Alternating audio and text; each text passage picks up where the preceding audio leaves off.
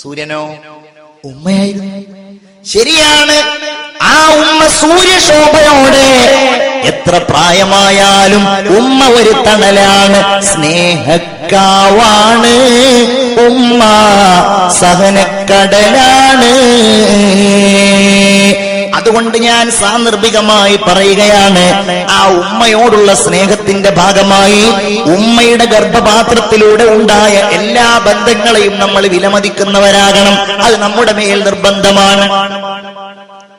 അതായത് ആ ബന്ധത്തിനാണ് അല്ലാഹു തആല റഹീം എന്ന് പറഞ്ഞിട്ടുള്ളത്.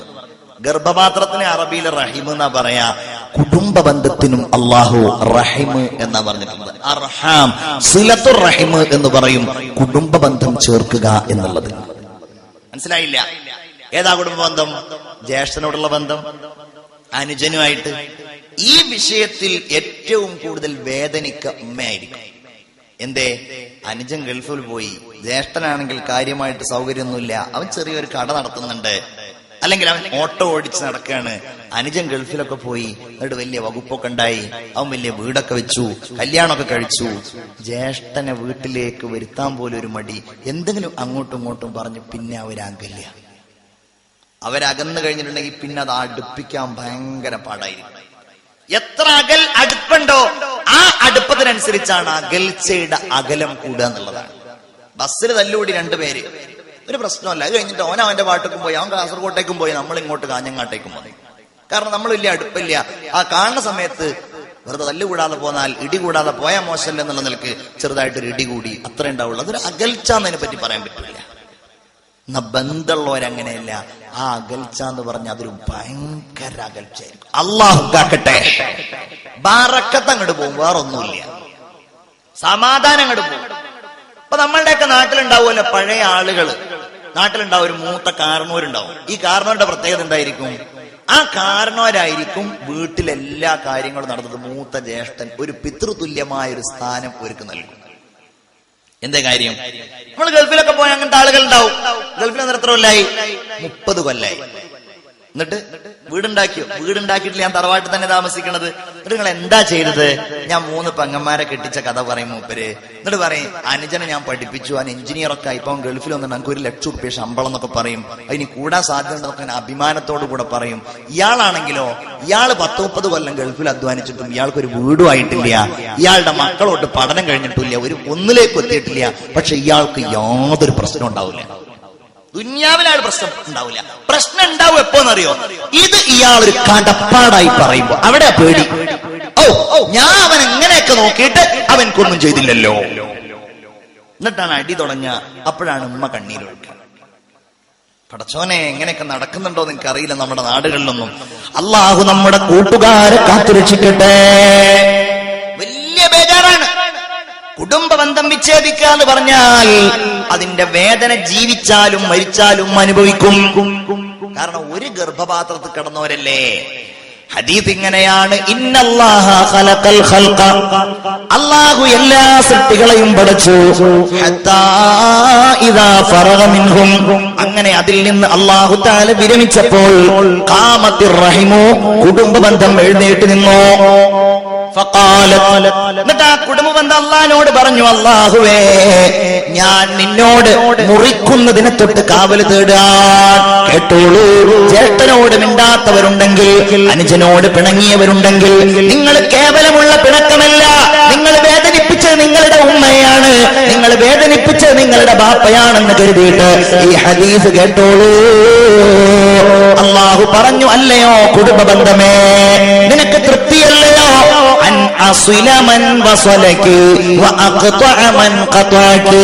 ആരാണോ നിന്നെ ചേർത്തത് അവരെ ഞാൻ ചേർക്കുക, ആരാണോ നിന്നെ മുറിച്ചത് അവരെ ഞാൻ മുറിക്കുക. നിനക്കത് തൃപ്തിയല്ലയോ? അങ്ങനെ ഉണ്ടാവുക. ഞാൻ നേരത്തെ പറഞ്ഞതുപോലെ അവരുമായിട്ടുള്ള ഈ ബന്ധത്തിന് സ്നേഹം സഹായം നൽകിയവന് പടച്ചോന്റെ ഭാഗത്ത് നിന്നുള്ള ആ ചേർക്കൽ ഇങ്ങനെ ഉണ്ടാവും.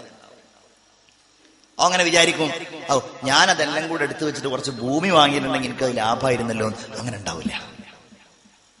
അതേ സമയത്ത് ആ ബന്ധം മുറിച്ചവന് നിയമത്തും ഉണ്ടാവില്ല. അല്ലാഹുവിന്റെ ഹബീബ് മുഹമ്മദ് മുസ്തഫ സല്ലല്ലാഹു അലൈഹി വസല്ലം പറയുകയാണല്ലോ, മാ മിൻ ദംബിൻ അജ്ദർ, അത്ര വലിയ ഒരു പാപമില്ല എന്നുള്ളതാണ്. എത്ര നാടുകളിലാണ് നടക്കുന്നത് അറിയോ? ദൗർഭാഗ്യവശാൽ ഒരു അയൽവാസികളും ആയിരിക്കും, പിന്നെ പറയും വേണ്ട. ഒരു മതിലിന്റെ അപ്പുറപ്പുറമായിരിക്കും ജ്യേഷ്ഠനും അനുജനും, കണ്ടാ മുണ്ടൂല, മരിച്ചാ മുണ്ടൂല, കല്യാണത്തിനും മുണ്ടൂല. എന്താ ഇപ്പൊ അവിടെ ആന പ്രശ്നമുള്ളത്? ഒരു പ്രശ്നമല്ല, നിസ്സാരമായ എന്തെങ്കിലും കാരണമായിരിക്കും. നാട്ടുകാർക്കോ ഇതിനെങ്ങനെ ഊതിപ്പെരുപ്പിക്കാൻ വലിയ താല്പര്യമായിരിക്കും. എത്ര കേസുകളാങ്ങനെ അങ്ങനെയുള്ളവരുണ്ടെങ്കിൽ ഈ വാളിന്റെയൊക്കെ ഗുണം അതായി മാറും. ഒരൊറ്റ സലാമത്തിരുന്ന് എത്രയോ പ്രശ്നങ്ങളുണ്ട് ഇല്ലേ? നിങ്ങൾ മിണ്ടുന്നില്ല. ഒരു സലാമത്തിരുന്ന പ്രശ്നങ്ങൾ നമുക്കിടയിൽ പലതും ഉണ്ടാവും. ആ സലാം പറയണത് അടുത്ത പ്രശ്നമുള്ളൂ. സലാം അങ്ങോട്ട് പറഞ്ഞിട്ട് നമ്മൾ അങ്ങനെ ആക്കി ഇങ്ങനെ ആക്കി അതിന്റെ ഒന്നും ആവശ്യം ഒരു പക്ഷെ ഉണ്ടാവൂല. അത്രേ ഉള്ളൂ. ചിന്തിച്ചു നോക്കൂ നിങ്ങൾ. അല്ലാഹുവിന്റെ ഹബീബ് സല്ലല്ലാഹു അലൈഹി വസല്ലം പറയാണ്, അല്ലാഹു ദുനിയാവിൽ നിന്ന് തന്നെ വേഗത്തിൽ ശിക്ഷ നൽകാൻ കാരണമായ ഏറ്റവും വലിയ പാപങ്ങളിൽ പ്രധാനപ്പെട്ടതാ ഖാതിഉ റഹിം, കുടുംബ ബന്ധത്തെ വിച്ഛേദിക്കുന്നയാൾ. അപ്പൊ എന്തേ കാരണം? അത് നമ്മുടെ ഉമ്മയെ വേദനിപ്പിക്കുന്ന സ്വഭാവം കൊണ്ടുണ്ടായതുകൊണ്ടാണ്. അതുണ്ടാവരുത്.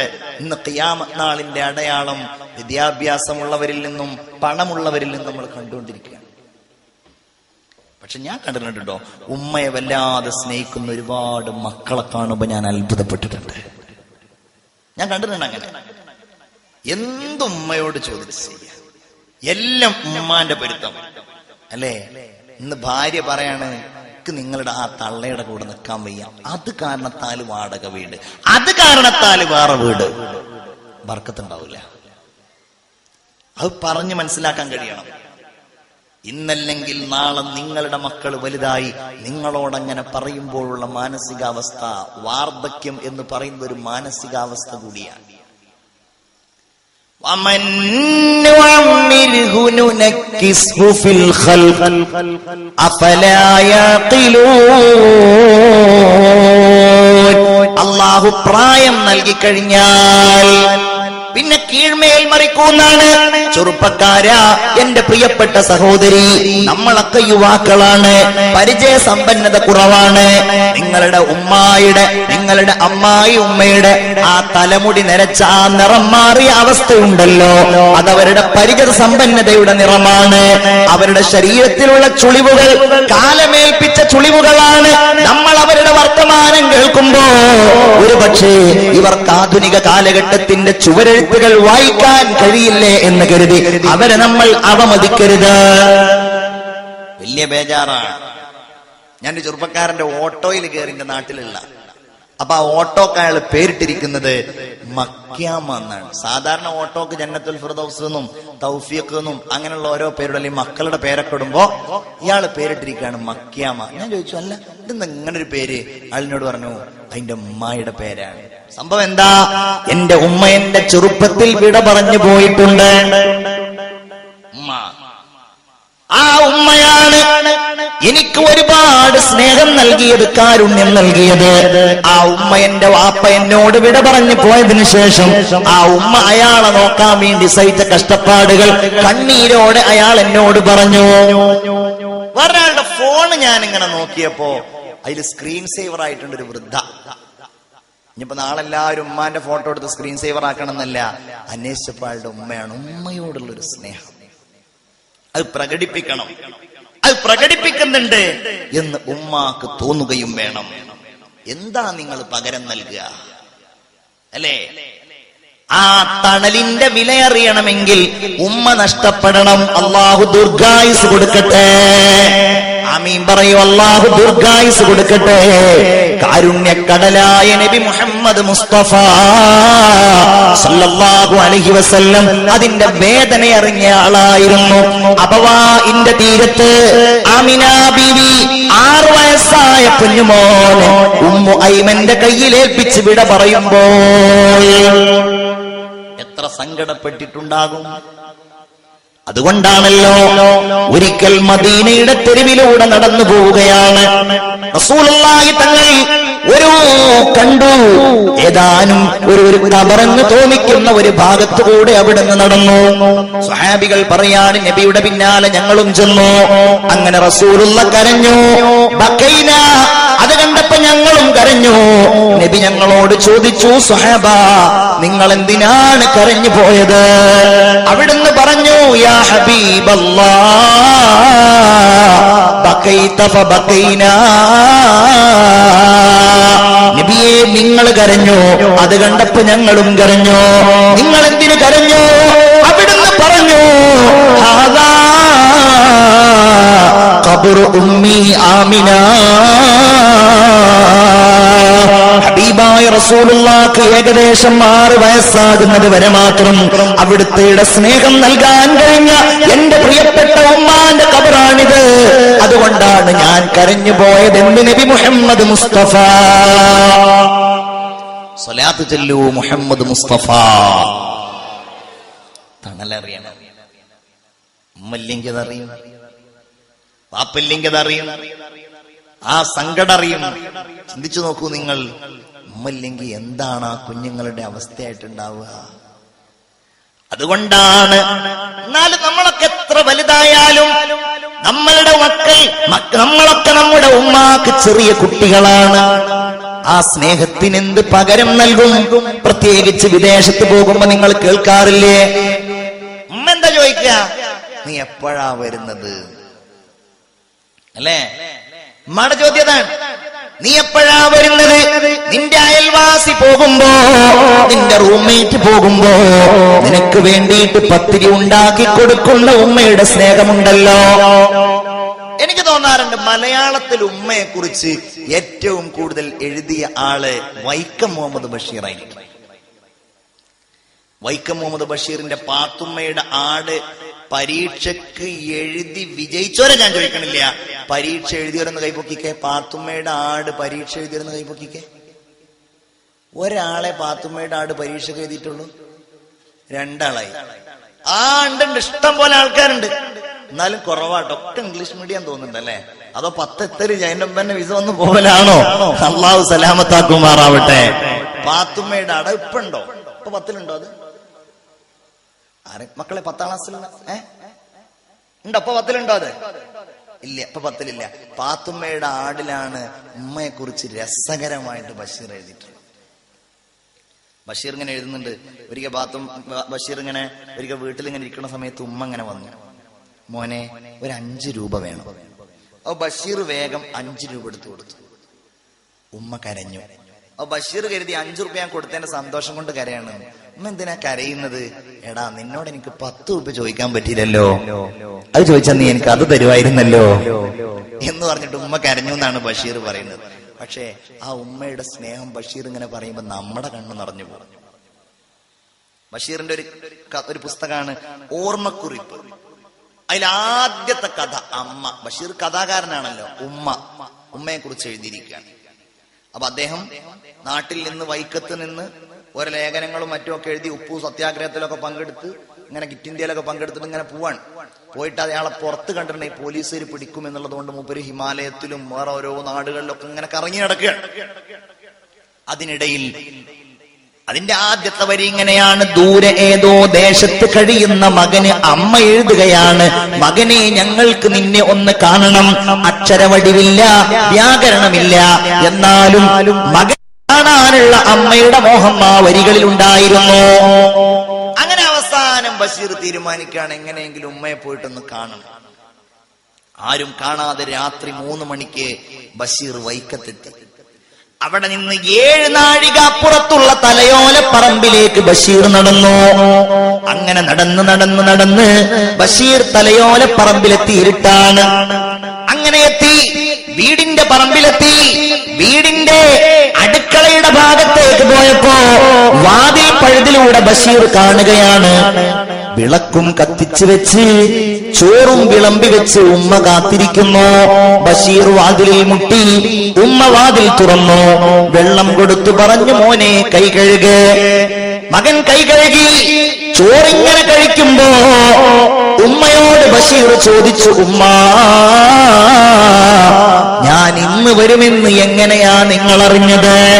മോനെ, ഞാൻ ഇന്ന് വരുമെന്ന് കരുതിയിട്ട് ഓരോ ദിവസവും ഇതുപോലെ ഭക്ഷണം വിളമ്പി വെച്ച് നിനക്ക് ഞാൻ കാത്തിരിക്കാറുണ്ട്. ചിന്തിച്ചു നോക്കൂ, അനുഭവമാണ്. ദാറുൽ ഹുദയിൽ ഞാൻ പോകുന്നത് 10ാമത്തെ വയസ്സിലാണ്. അങ്ങനെ 12 കൊല്ലം ദാറുൽ ഹുദയിൽ നിങ്ങളുടെ പരിസരത്തുണ്ടല്ലോ, മലബാർ ചട്ടഞ്ചാലുണ്ടല്ലോ, ദാറുൽ ഹുദയുടെ സ്ഥാപനങ്ങളായ ബഹുമാനപ്പെട്ട മാലിക് ദീനാർ കോളേജ് ഉണ്ടല്ലോ. എന്നതുപോലെ ദാറുൽ ഹുദയിൽ ഞങ്ങൾ പോകുന്നത് 12 കൊല്ലം അവിടെ പഠിച്ചു. ഇടക്കിടക്ക് ഉമ്മയുടെ അടുക്കൽ വന്ന് പറയും, ഉമ്മ ഞാൻ പോരാണ്. പക്ഷേ ഉമ്മ ഒരിക്കലും സമ്മതിക്കാറില്ല. ഓരോ മാസം ഞാൻ ലീവിന് വരുമ്പോഴും എന്റെ ഉമ്മ എനിക്ക് വേണ്ടി വെള്ളമൊലിച്ച ഒരു മിഠായി തരും, ഉറുമ്പരിച്ച ഒരു ഹലുവയുടെ കഷ്ണം തരും. വീട്ടിലേതെങ്കിലും വിരുന്നുകാര് വരുമ്പോ അത് ഉമ്മ നമുക്ക് വേണ്ടി എടുത്തു വെച്ചതാണ്. അതാണ് ഉമ്മയുടെ സ്നേഹം. സ്നേഹക്കാവാണ് ഉമ്മ, സഹനക്കടലാണ്. അല്ലാഹു ഉമ്മാക്ക് പുറത്തു കൊടുക്കുമാറാവട്ടെ. അല്ലാഹുവിന്റെ റസൂല് പറയാണ്, ദഅവത്തുൽ വാലിദത്തി അസ്റഉൽ ഇജാബ. ഉമ്മയുടെ ദുആ വേഗത്തിൽ ഉത്തരം കിട്ടുന്ന ദുആയാണ്. കാരണം ഹിയ അർഹമു മിനൽ അബി, വാപ്പയേക്കാൾ കരുണാവാരിധിയാണ് ഉമ്മ എന്ന് മുഹമ്മദ് മുസ്തഫ. ശരിയല്ലേ? നിങ്ങളാണോ നിങ്ങളുടെ ഭാര്യയാണോ നിങ്ങളുടെ മക്കളോട് വലിയ കാരുണ്യം കാണിക്കുക? ചിന്തിച്ചു നോക്കൂ. ഉദാഹരണം, ഒരു ജ്യേഷ്ഠനും ഒരു അനുജനും ഉണ്ട്. അനുജൻ ഗൾഫിലൊക്കെ പോയി അത്യാവശ്യം സൗകര്യമുണ്ട്. അപ്പൊ പറഞ്ഞ എല്ലാ ഉദാഹരണങ്ങളിലും അനുജൻ ഗൾഫിൽ പോയിട്ടാണ് ഉഷാറായി തോന്നുന്നുണ്ട്. ഏതായാലും അനുജൻ ഗൾഫിലൊക്കെ പോയിട്ട് വളരെ ഉഷാറായി. ജ്യേഷ്ഠ ഇവിടെ ഇങ്ങനെ നടക്കുകയാണ്. വിസക്ക് 1-2 കൊടുത്തു നോക്കി, എവിടെയും ശരിയായില്ല. വീട്ടിലേക്ക് ഇങ്ങനെ കയറി വരുമ്പോ ഉണ്ടാവും വാപ്പ അവിടെ ഇങ്ങനെ ഇരിക്കുന്നു. അപ്പൊ ഇങ്ങനെ കയറി വരുമ്പോ കടയിൽ കച്ചവടമൊക്കെ നടക്കുന്നില്ലേ? അപ്പൊ കളിയൊക്കെയാണ്. കാരണം കടയിലൊക്കെ ഉച്ചവരെ ഇങ്ങനെ നടന്ന് ചോറ് വയ്ക്കാൻ വേണ്ടി വീട്ടിലേക്ക് ഇങ്ങനെ വരികയാണ്. അങ്ങനെ ചെയ്യണോനെ മണ്ടക്കൊന്ന് കൊടുക്കണം, അത് വേറെ കാര്യം. അങ്ങനെ അങ്ങോട്ട് ചീത്തോടും, ഇങ്ങനെ നടന്നോ. ഇവിടേക്ക് എങ്ങനെ ഭാഷ എന്ന് എനിക്കറിയില്ല, ഞങ്ങളുടെയൊക്കെ നാട്ടിലുള്ള ഭാഷയാണ്. ഇങ്ങനെ നടന്നോ, എന്താടാ നീ ഇങ്ങനെ നടന്നിട്ട്? നിന്റെ അനുജൻ കണ്ടോ പോയിട്ട് എന്തൊക്കെയാണ് അവന് കഴിഞ്ഞ മാസം എനിക്ക് 5000 രൂപ അയച്ചെന്ന്. വാപ്പാക്ക് ഇനി വല്ലതും വേണമെങ്കിൽ വീണ്ടും എന്നോട് പറയാൻ പറഞ്ഞിരിക്കുകയാണ്. നീ ഇതുവരെ എനിക്കൊരു 10 രൂപ തന്നിട്ടുണ്ടോ? ചീത്ത അങ്ങോട്ട് പറഞ്ഞ് അവനെ ഒലുമ്പുക എന്ന് പറയും. ആകെ അവനെ അങ്ങോട്ട് വേദനിപ്പിച്ച് അവൻ കരയണോ കരയണ്ടേ അഭിപ്രായ വ്യത്യാസത്തിലിരുന്നു. ഏതായാലും ഉമ്മ ചോറോടെ വിളമ്പി വെച്ചിട്ടുണ്ട്. ഇങ്ങനെ വിളമ്പി അതിങ്ങനെ കഴിക്കുമ്പോ ഉണ്ടാവും ഉമ്മ ഇങ്ങനെ നോക്കുന്നു. അവൻ കരയുന്നുണ്ടോ? എന്നിട്ട് ഇടക്ക് പറയും, ഉമ്മ സാരല്ലടാ, വാപ്പ സങ്കടം കൊണ്ട് പറഞ്ഞതല്ലേ. നമ്മൾ കരയണത് ഉമ്മാക്ക് സങ്കടമാണ്. ഉമ്മ കരയണതോ നമുക്കൊട്ട് സങ്കടമല്ല. ഉമ്മാന്റെ കണ്ണീര് നമ്മൾ കാരണത്താൽ വീണാൽ ഗുണം ഉണ്ടാവില്ല. ഉമ്മ കാരുണ്യവതിയാണ്. ഹിയ അർഹമു മിനൽ അബീ. അല്ലാഹുവിന്റെ റസൂൽ സല്ലല്ലാഹു അലൈഹി വസല്ലമ തങ്ങൾ ഒരു സംഭവം പറഞ്ഞുവല്ലോ. ഇസ്രായീൽ അലൈഹിസ്സലാം ഏറ്റവും കൂടുതൽ റൂഹ് പിടിക്കുമ്പോൾ വേദനിച്ചത് നൂഹ് നബി അലൈഹിസ്സലാമിന്റെ കാലത്ത് വെള്ളപ്പൊക്കമുണ്ടായപ്പോ ആളുകളൊക്കെ ആ വെള്ളപ്പൊക്കത്തിൽ നിന്ന് രക്ഷപ്പെടാൻ വേണ്ടി ഓടുകയാണ്. ഒരു കുഞ്ഞുമായിട്ട് ആ കുഞ്ഞിന്റെ ഉമ്മയോട് വെള്ളം ഇങ്ങനെ പൊങ്ങി വരികയാണ്. വെള്ളം ഇങ്ങനെ വന്ന് ആ ഉമ്മ ഒരു മലയുടെ മുകളിലേക്ക് കയറി. വെള്ളം വീണ്ടും കുതിച്ചു വരികയാണ്. തിരമാലകൾ ഇങ്ങനെ വരികയാണ്. അവസാനം ആ പർവ്വതത്തിന്റെ ഉച്ചിയിലെത്തി. ആ ഉമ്മ ആ കുഞ്ഞിനെ ഇങ്ങനെ മുകളിലേക്ക് പിടിച്ചു. വെള്ളം വീണ്ടും കയറി. അങ്ങനെ കയറി കഴുത്ത് വരെ മൂക്ക് വരെ അവസാനം ആ ഉമ്മയെ മുങ്ങിപ്പോകുന്നത് വരെ ആ കുഞ്ഞിനെ ഇങ്ങനെ പിടിച്ച ആ മരണമാണ് റൂഹ് പിടിക്കുമ്പോൾ അസ്റായിലിനെ ഏറ്റവും കൂടുതൽ വേദനിപ്പിച്ചതെന്ന് താരീഖിന്റെ കിതാബുകളിൽ തഫ്സീറുകളിൽ നമുക്ക് കാണുവാൻ കഴിയും. വിടൂല. ഞാൻ പോയാലും എന്റെ ജീവൻ പോയാലും എന്റെ കുഞ്ഞിനൊന്നും സംഭവിക്കരുതെന്ന് നമ്മൾ എത്ര വലുതായാലും മോഹിക്കുന്ന ആ ഉമ്മയുണ്ടല്ലോ. മാമിൻ റജുലിൻ യൻദുറു ഇലാ ഉമ്മിഹി നളറ റഹ്മത്തില്ലാഹ്. ഉമ്മയെ കാരുണ്യത്തോടെ ഒരാൾ നോക്കിയാൽ ഇല്ലാ കാനത്തു ലഹു ഹജ്ജതൻ മഖ്ബൂലതൻ മബ്റൂറ. ഏറ്റവും ഗുണം ചെയ്ത ഹജ്ജിന്റെ പ്രതിഫലം അല്ലാഹു അവർക്ക് നൽകുമെന്ന് സയ്യിദുനാ മുഹമ്മദ് മുസ്തഫ. അല്ലേ, ലോകത്ത് എവിടെ പോവാനും കാഞ്ഞങ്ങാട് നിരാഹാര സമരം ഉദ്ഘാടനം ഉണ്ട്, അപ്പൊ അതിനൊന്ന് പോവണം. നിരാഹാര സമരം ബിരിയാണിയൊക്കെ കൊടുത്തിട്ട് അവസാനിപ്പിക്കുന്നുണ്ട്, അവിടെ ഏതായാലും പോകണം. ഇങ്ങനെ എല്ലായിടത്തും പോകാനും നമുക്ക് എല്ലാം റെഡിയാണ്. പക്ഷേ ഉമ്മാന്റെ അടുത്തുനിന്ന് പോയിട്ട് 5 മിനിറ്റ് ഉമ്മാനോട് വർത്താനം പറയാം. നമ്മൾ അങ്ങനെ ആവണം. റസൂലിനോട് സ്വഹാബി പറഞ്ഞു, നബിയേ, അങ്ങനെയാണെങ്കിൽ ഞങ്ങൾ ഒരു ദിവസം 100 തവണ ഉമ്മയുടെ മുഖത്തേക്ക് നോക്കും. അവിടുന്ന് പറഞ്ഞു, നിങ്ങൾ 1,00,000 തവണ നോക്കിയാൽ അല്ലാഹു അത്യബു അക്സർ, അല്ലാഹു തആല ഉത്തമമായി കൂലി തരാൻ കഴിയുന്ന ആളാണ്. അല്ലാഹു നന്നായി കൂലി തരാൻ കഴിയുന്ന ആളാണ് നബിയുനാ മുഹമ്മദ് മുസ്തഫ. സ്ക്രീനിൽ കൺപ്രസംഗം കാണുന്ന പ്രിയപ്പെട്ട ഉമ്മമാരോടും കൂടിയാ ഞാൻ പറയുന്നത്. ഉമ്മമാരുടെ ഭാഗത്ത് നിന്ന്, പ്രത്യേകിച്ച് ചെറുപ്പക്കാരികളുടെ ഭാഗത്ത് നിന്ന് ഉമ്മയെ അവഗണിക്കുന്ന ഉമ്മ ഒരിക്കലും നിങ്ങളുടെ അടിമയല്ല. അങ്ങനെ വിചാരിക്കണ കുറെ ആൾക്കാരുണ്ട്. ഖിയാമത്തിന്റെ അടയാളാണ് അന്തലിദൽ അമതു റബ്ബതഹാ.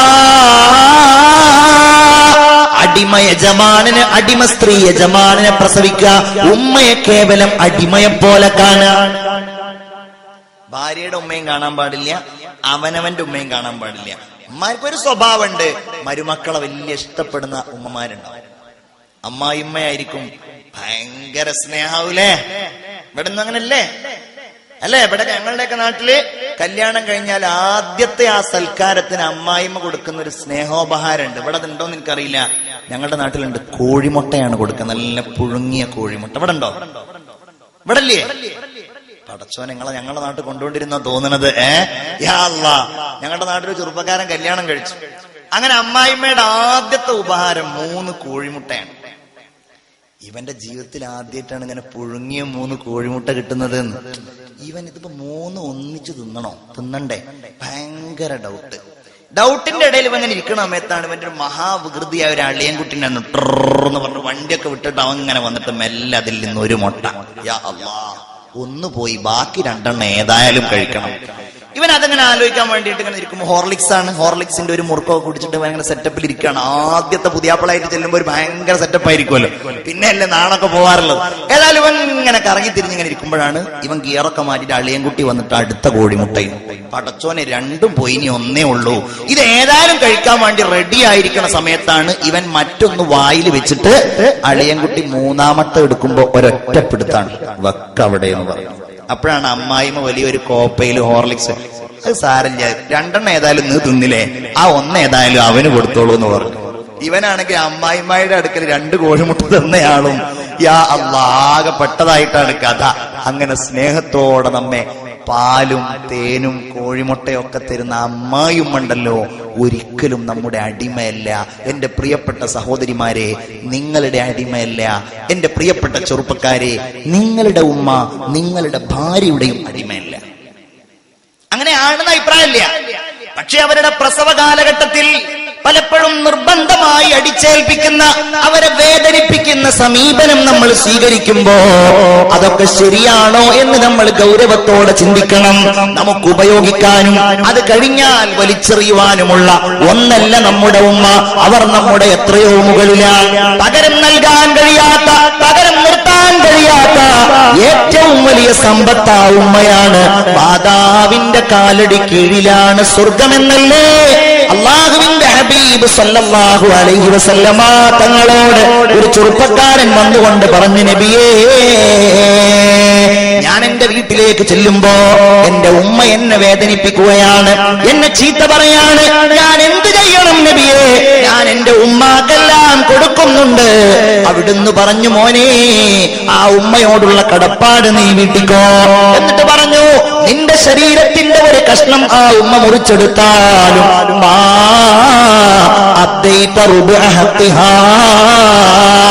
ഉമ്മയോടുള്ള കടപ്പാടിന്റെ 4/1 പോലും വീട്ടിയാളല്ല നീ. എന്നിട്ട് പറഞ്ഞു, മോനെ, അമാ അലിംത, നിനക്കറിയില്ലേ, അന്നൽ ജന്നത തഹത അഖ്ദാമിൽ ഉമ്മഹാ അവന്റെ കാലടി കീഴിലാണ് സ്വർഗമെന്ന കാര്യം നിനക്കറിയില്ലേ മോനെ? നബിയുനാ മുഹമ്മദ് മുസ്തഫ സല്ലല്ലാഹു അലൈഹി വസല്ലം ഉമ്മയുടെ കാലടി കീഴിലാണ് സ്വർഗം. അത് നമ്മൾ നേടിയ മതിയാവും. നമ്മുടെ വീട്ടിലെ റാണിയാവണം അവര്. ഒരു ചെറുപ്പക്കാരനോട് പറഞ്ഞു, ഉസ്താദേ എനിക്കൊരു അമ്മായി ഉണ്ടായിരുന്നു. അമ്മായി എന്ന് പറഞ്ഞാല് വാപ്പായുടെ സഹോദരിയാണ് അമ്മായി. എനിക്കൊരു അമ്മായി ഉണ്ടായിരുന്നു. ആ അമ്മായിയെ ഇവിടെ നിന്ന് കുറച്ചപ്പുറത്തേക്കാണ് കല്യാണം കഴിച്ചയച്ചത്. അങ്ങനെ കല്യാണം കഴിച്ചയച്ചു. അമ്മായിക്ക് 2 മക്കൾ, ഒരാൺകുട്ടി ഒരു പെൺകുട്ടി. പെൺകുട്ടിയെ നേരത്തെ കല്യാണം കഴിച്ചയച്ചു. അതിൽ അമ്മായിക്കാക്ക മരിച്ചു. ഈ ടേംസ് തന്നെയാണ് ഇവിടേക്ക് ഉള്ളത്. അമ്മായി എന്നല്ലേ പറയാം, അല്ലെ? അമ്മായി. അങ്ങനെ കല്യാണം കഴിച്ചയച്ചു. കല്യാണം കഴിച്ചയച്ചിട്ട് അവരിങ്ങനെ താമസിക്കാൻ ചെന്നൈയിലാണ് അവർ. ഈ ചെറുപ്പക്കാരൻ നല്ലോണം പഠിക്കും, ചെറിയ കുട്ടിയാണ്, നല്ലോണം പഠിക്കും. അമ്മായി അടുത്ത വീട്ടിലെ പണിക്ക് പോയി. അങ്ങനെയൊക്കെയുള്ള ഉമ്മമാരുണ്ട്. എന്റെ ചെറുപ്പത്തിൽ ഞാൻ കണ്ടിട്ടുണ്ട്. എന്റെ നാടിന്റെ വീടിന്റെ അടുത്തുള്ള പാടത്ത് ഇങ്ങനെ ഞാറ് നടുന്ന ഉമ്മമാരെപ്പോഴും എനിക്ക് ഓർമ്മയുണ്ട്. ഞാൻ പലപ്പോഴും എന്തിനാണ് ഇപ്പൊ എന്റെ ഉമ്മയൊന്നും അങ്ങനെ പണിക്ക് പോലല്ലോ, എന്തിനാ ഇവരും ഇങ്ങനെ പണിക്ക് പോകണമെന്നാലേക്കും പിന്നെയാണ് മനസ്സിലായത് അവർ വിധവകളാണ്. അല്ലേ? വിധവകളാ. വൈദവ്യത്തിന്റെ നൊമ്പരം പേറുമ്പോ മറ്റൊരു കല്യാണം കഴിക്കാനുള്ള യൗവനമുണ്ടായിട്ടും അനാഥരായ തന്റെ മക്കളെ പോറ്റാൻ പാടത്തും പറമ്പിലും പണിക്ക് പോകുന്ന ഉമ്മമാരെ പോലെ ലോകത്ത് ത്യാഗം സഹിച്ചവരുണ്ടോ?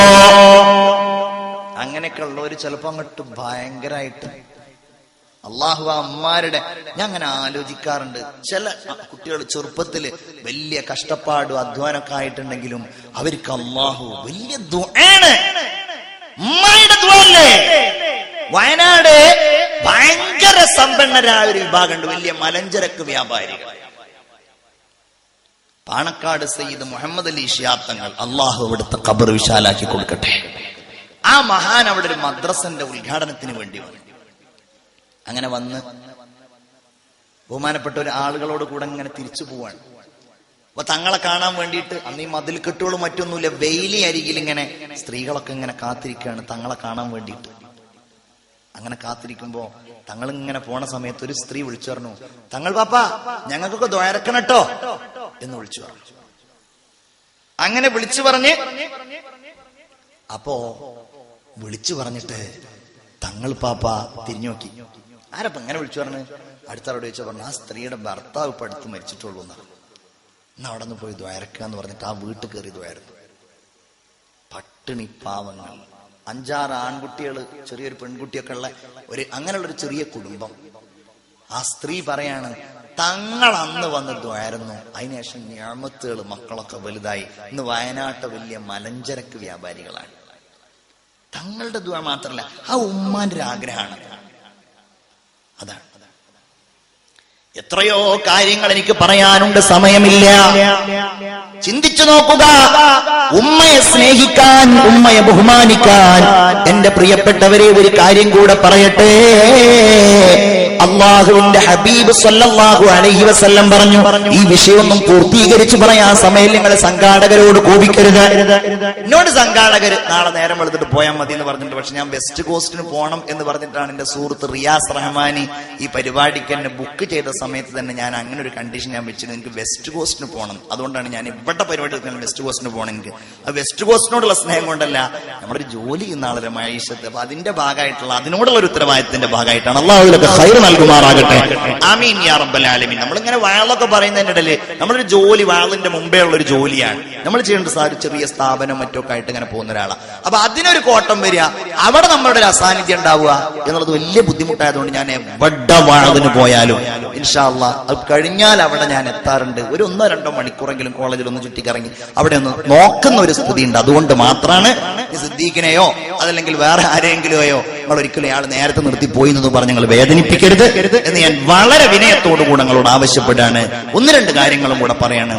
ഉമ്മയെ വേദനിപ്പിച്ചാൽ കലിമ ചൊല്ലി മരിക്കാൻ കഴിയില്ല. ഒരു പോയി. ഉമ്മയെ വേദനിപ്പിച്ചാൽ ഖബറിൽ മര്യാദ കിടക്കാൻ കഴിയില്ല. ഉമ്മയെ വേദനിപ്പിച്ചാൽ മഹ്ശറിൽ അല്ലാഹുവിന്റെ നോട്ടുണ്ടാവൂല. ഖാല നബിയുനാ മുഹമ്മദ് മുസ്തഫ. അൽഖമ റളിയല്ലാഹു അൻഹു മരിക്കാൻ പോവാണ്. കലിമ ചൊല്ലി കൊടുത്തപ്പോൾ കലിമ ചൊല്ലുന്നില്ല. സ്വഹാബിയാണ്. റസൂലുള്ളാഹി ഓടിച്ചെന്നു. അൽഖമക്ക് കലിമ ചൊല്ലിക്കൊടുത്തു, ചൊല്ലുന്നില്ല. ഉമ്മയെ വിളിച്ചിട്ട് ചോദിച്ചു, ഉമ്മ, നിങ്ങൾക്ക് വേദനിക്കുന്ന എന്തെങ്കിലും അൽഖമ ചെയ്തിട്ടുണ്ടോ? ഉണ്ടല്ലോ നബിയേ. അൽഖമ ഒരിക്കലും എന്നെ സ്നേഹിക്കാറുണ്ടായിരുന്നില്ല. കല്യാണം കഴിഞ്ഞപ്പോൾ പിന്നെ അവൻ ഭാര്യയായിരുന്നു കൂടുതൽ ഇഷ്ടപ്പെട്ടിരുന്നത്. റസൂൽ ചോദിച്ചു, ഉമ്മ, നിങ്ങളത് പുറത്തു കൊടുക്കോ? ഇല്ല നബിയേ, ആ വേദന മാറ്റാൻ കഴിയില്ല. എന്നാൽ വിറക് കൊണ്ടുവരൂ. എന്തിനാ വിറക്? അവിടെന്ന് പറഞ്ഞു, അത് അൽഖമയെ കരിക്കുവാനാണ്. വേണ്ട നബിയെ, എന്റെ മോനൊന്നും ചെയ്യല്ലേ, ഞാനവന് പുറത്തു കൊടുത്തിരിക്കുന്നു എന്ന് പറഞ്ഞ് ഉമ്മ അള്ളാഹുവിന്റെ റസൂലിനോട് സംസാരിച്ചപ്പോ അൽഖമ റളിയല്ലാഹു അൻഹുവിന്റെ അടുക്കൽ പോയി കലിമ ചൊല്ലി അദ്ദേഹം വഫാത്തായി. എന്നിട്ട് വഫാത്തായി റസൂലുള്ള പറഞ്ഞു, ഖബറടക്കം ചെയ്യുമ്പോ ആരെങ്കിലും സ്വന്തം ഭാര്യയെ, മാതാവിനെ അവഗണിക്കുന്ന രീതിയിൽ സ്നേഹിച്ചാൽ, ഉമ്മാക്ക് പ്രാധാന്യം നൽകാതിരുന്നാൽ, അല്ലാഹുവിന്റെ റസൂല് പറയാണ്, ഫഅലൈഹി ലഅനത്തുല്ലാഹ്, അല്ലാഹുവിന്റെ ശാപം അവനുണ്ടാകുന്നതാണ്. ഹബീബായ റസൂലുള്ളാഹി സ്വല്ലല്ലാഹു അലൈഹി വസല്ലം പറയാണ്, ഇദാ ദുഫിന അഖ്വാലിദൈഹി, മാതാപിതാക്കളെ ബഹുമാനിക്കാതെ അവനെ വേദനിപ്പിക്കുന്ന ആൾ, അയാൾ ഖബറടക്കം ചെയ്യപ്പെട്ടാൽ അസ്റഹുൽ ഖബറു, ഖബർ അയാളെ ഞെരുക്കി കളയുന്നതാണ്. ഹബീബായ റസൂലുള്ള പറയുന്നു, ഖിയാമത്ത് നാളിൽ മശ്ശറാവൻ സഭയിൽ കാരുണ്യവാനായ അല്ലാഹു തആല ഒരിക്കലും നോക്കാത്ത ഒരു വിഭാഗമുണ്ടെങ്കിൽ അതാരാന്നറിയോ?